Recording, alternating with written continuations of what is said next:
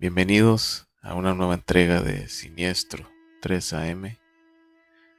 Acomódense, apaguen las luces y sobre todo pónganse los audífonos.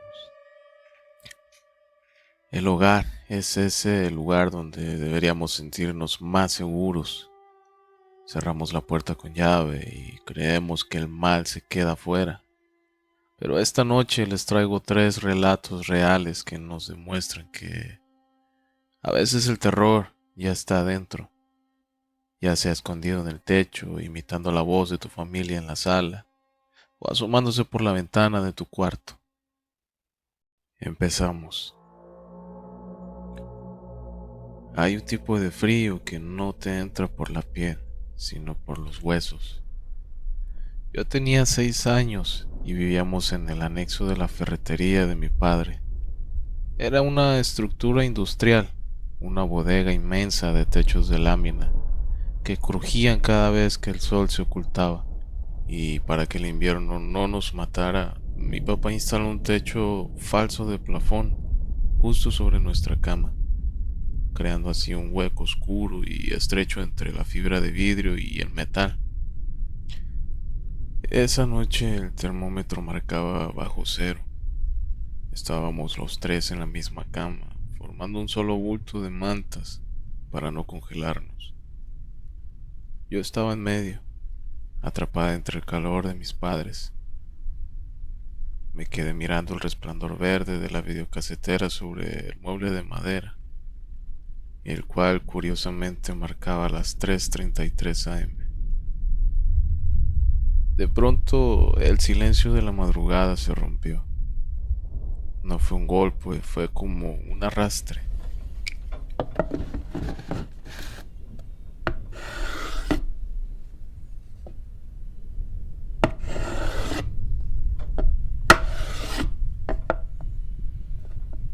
Era como si alguien estuviera arriba, en ese espacio de apenas 30 centímetros, entre el plafón y la lámina, corriendo de extremo a extremo.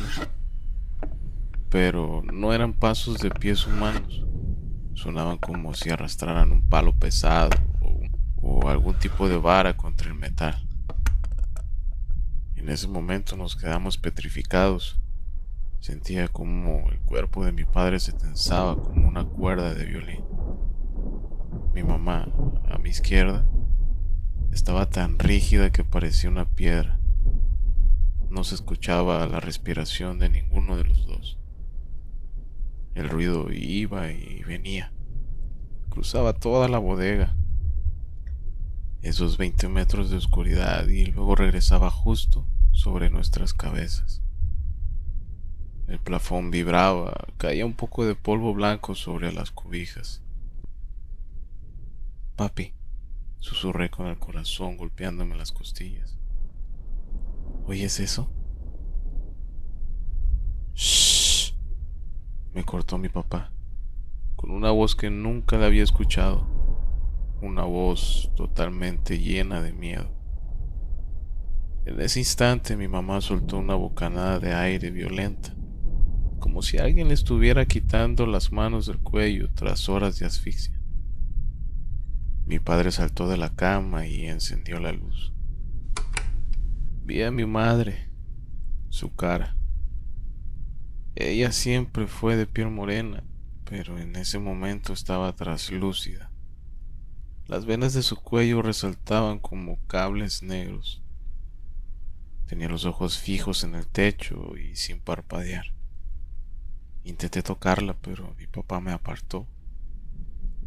Él tomó una linterna y salió al patio gritando, tratando de convencerse de que era un animal, un ladrón o lo que fuera. No hay nada, gritó desde fuera, su voz rebotando en el vacío del patio. Aquí afuera no hay nada en el techo. El ruido ya no era un arrastre, era una carrera, algo que estaba celebrando que mi papá no pudiera verlo desde fuera. Yo miré a mi mamá. Había vuelto a ese trance. Estaba acostada con la boca entreabierta, mirando hacia el plafón donde eso, corría cada vez más rápido.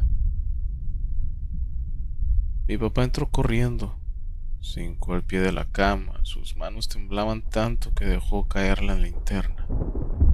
No buscó el teléfono, no buscó un arma, simplemente empezó a rezar. Nuestro que estás en el cielo, santificado sea tu nombre, venga a nosotros. Yo no sabía qué hacer, el pánico me cerraba la garganta. Me hinqué junto a él y empecé a recitar lo único que mi abuela me había enseñado. En el momento en el que pronunciamos la última palabra de la oración, el estruendo cesó. No se desvaneció, simplemente desapareció. Mi mamá se incorporó de golpe, llorando con un gemido que me perseguirá hasta la tumba, pero lo más aterrador no fue su llanto. Fue cuando miramos el reloj de la videocasetera y marcaba las 2:17 am. Habíamos pasado de las 3:33 a las 2:17. En lo que parecieron 10 minutos de terror, el tiempo se había doblado dentro de esa bodega. No esperamos el amanecer. Esa noche dormimos en la camioneta, bajo la luz de la calle, sintiendo que algo se había quedado esperando entre el plafón y la lámina.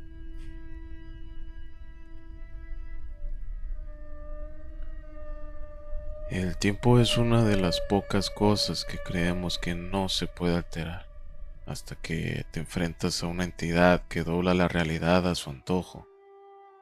Pero si crees que escuchar pasos sobre tu cabeza es aterrador, imagina escuchar la voz de las personas que más amas, llamándote desde el primer piso cuando sabes perfectamente que la casa está vacía.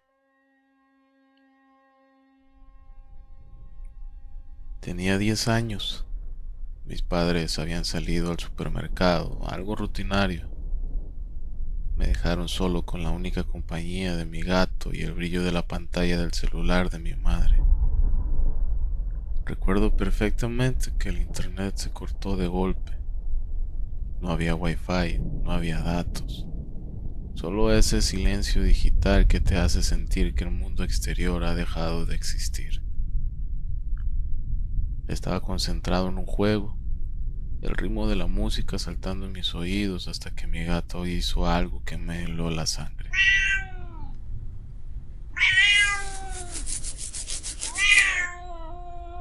Él no miraba la puerta de entrada, miraba hacia el pasillo que llevaba a la lavandería. Ese lugar que siempre me pareció un sótano disfrazado, oscuro y húmedo. Desde ahí, desde el fondo, empezaron los golpes.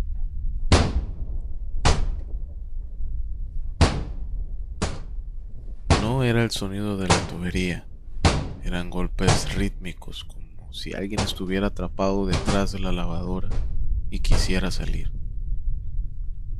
Mi gato se volvió loco, bufando hacia la oscuridad. Mi instinto de niño no me dejó investigar, yo solo salí corriendo, escaleras arriba con el corazón queriendo salirse de mi pecho.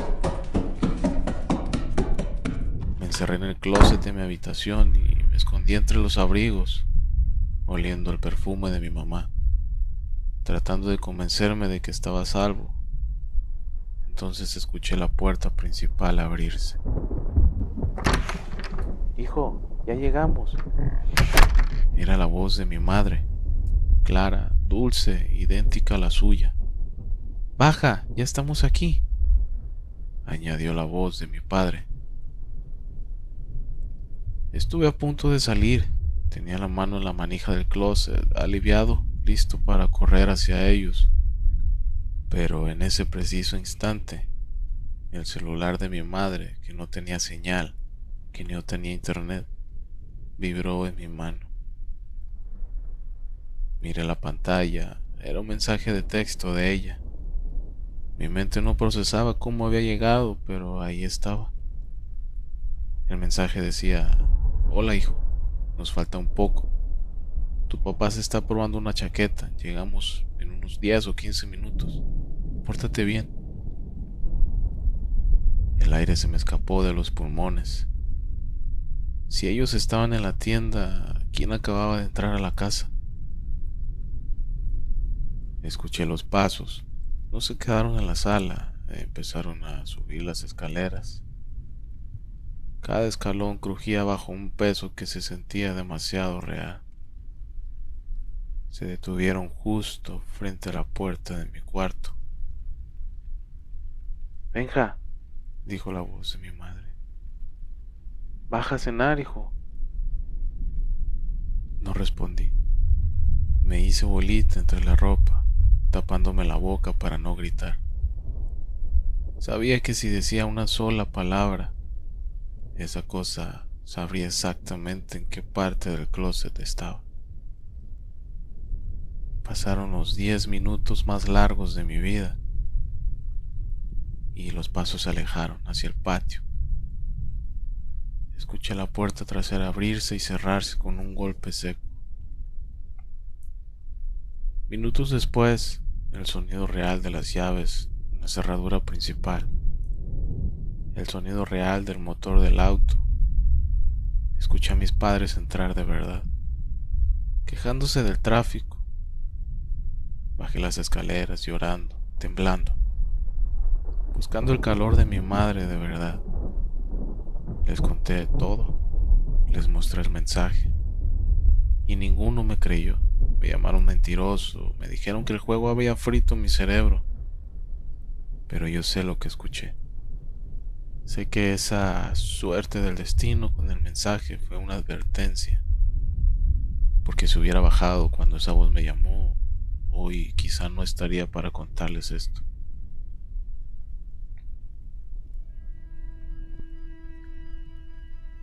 Los doppelgangers, esas entidades que roban el rostro y la voz de nuestros seres queridos para engañarnos. A Benjamín lo salvó la tecnología, un mensaje que llegó contra toda lógica. Sin embargo, en nuestra última historia de la noche, descubriremos que hay entidades que no necesitan usar engaños. Solo necesitas que rompas la armonía de tu hogar, peleando con tu familia. Todo esto para encontrar una grieta por donde entrar. Era un viernes, el tipo de noche en la que solo quieres hundirte en el celular y olvidar el mundo. Me había peleado con mi mamá, una de esas discusiones tontas por no querer cenar. Pero el ambiente de la casa se sentía pesado. Me encerré en mi cuarto. Mi cama está justo al lado de una ventana que da al corral, donde mi perro suele pasar la noche. De pronto, un golpe en el vidrio. Pensé que era el perro. A veces salta para llamar mi atención cuando olvido su comida. Suspiré, me puse una camisa que encontré en la silla y salí descalzo al patio. El contacto del cemento frío con mis pies me dio un escalofrío, pero lo ignoré. Mientras llenaba el plato de comida, escuché un crujido arriba. Gatos, pensé. En este barrio hay techos que parecen pistas de carrera para gatos callejeros. Entré de nuevo a mi cuarto y me tiré en la cama. Pero entonces el sonido cambió. Me quedé helado. Un gato no puede zapatear. Un gato no tiene el peso suficiente para hacer vibrar las vigas de esta manera. Tratando de distraerme, volví al celular. El algoritmo de TikTok a veces parece tener un sentido del humor retorcido. El primer video que me salió era de una chica hablando a la cámara con una expresión de pavor. Si te vas a dormir enojado con tu mamá, el diablo sube a tu techo a zapatear. El zapateo de arriba de mí se volvió frenético. Me tapé de pies a cabeza con la cobija, sudando frío, rogando para que fuera una coincidencia. Pero entonces los toques en la ventana regresaron. Esta vez no eran en el vidrio, eran en el marco, con una fuerza que amenazaba con romperlo. Me armé de valor y asomé un ojo por fuera de la manta. No era mi perro. Al otro lado del cristal, una criatura blanca, extremadamente alta y flaca, me observaba. No tenía ropa y su piel parecía papel estirado sobre huesos deformes. No tenía una expresión humana. Se quedó ahí mirando fijamente, por lo que pareció una eternidad. Media hora de puro terror donde mis pulmones apenas se atrevían a inhalar. Salí disparado de la cama y corrí al cuarto de mi mamá. Ella vio mi cara y no necesitó que la explicara. Cuando regresamos a mi cuarto para que ella viera, el sonido se volvió ensordecedor. Mi madre se puso pálida. El miedo en sus ojos era peor que el ruido. Llamó a mi papá y llegó minutos después en la camioneta, frenando en seco frente a la casa. Entró pálido, gritando: ¿Quién carajos está en el techo? Vi a alguien saltar hacia la parte de atrás de la casa. No nos quedamos a investigar y salimos de la casa como si el mismo infierno nos persiguiera. Fuimos a la casa de mi abuela y al llegar, antes de que tocáramos, ella abrió. Tenía una vela bendita en la mano y la cara llena de sabiduría antigua y temerosa. Entren rápido, dijo con la voz temblorosa. Él ya sabe que vienen. Él los viene buscando. Pasamos el resto de la madrugada rezando en la sala. Una hora de oraciones mientras sobre nuestras cabezas se escuchaban esas risas. Una risa seca como de alguien que disfruta del miedo ajeno. Solo cuando el primer rayo de sol se asomó, el ruido cesó por completo. Al día siguiente volvimos. No había rastros, ni huellas, ni daños. Pero desde esa noche el silencio de mi casa es sagrado. Nunca más me he vuelto a acostar enojado porque sé que en la oscuridad algo está esperando una grieta en nuestro amor para subir al techo y empezar a bailar. 3 historias, 3 hogares invadidos. A veces las paredes no solo guardan recuerdos, guardan entidades que se alimentan del miedo, del rencor y que alteran nuestra percepción de la realidad. La próxima vez que te quedes solo en casa y escuches un arrastre en el techo o alguien que te llame desde la sala, piénsalo 2 veces antes de responder. Si tienes una historia donde lo imposible se hizo presente en tu propia casa, no te la guardes. Envíala a siniestro3am@gmail.com. Aquí no te llamaremos mentiroso, aquí te creemos.